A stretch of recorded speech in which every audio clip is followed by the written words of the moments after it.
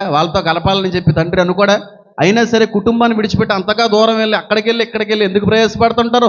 నాలాంటి జీవితం నా పిల్లలకు రాకూడదని చెప్పి వాళ్ళు అడుగుతూ ఉంటే, నేను చదవను, నాకు చదువు ఎక్కదు, నాకు అలాంటివి నచ్చవు అన్నట్టుగా తండ్రి యొక్క ప్రయాసను అర్థం చేసుకోకపోగా తండ్రిని మరింత దుఃఖపరిచేటువంటి పిల్లలకి శాపం ఉంది.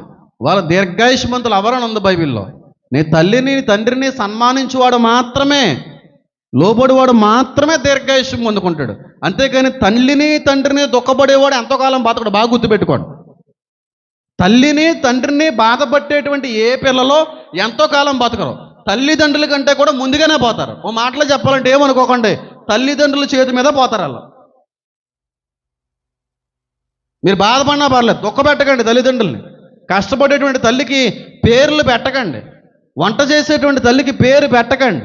వంట చేసేటువంటి కష్టపడే భార్యకి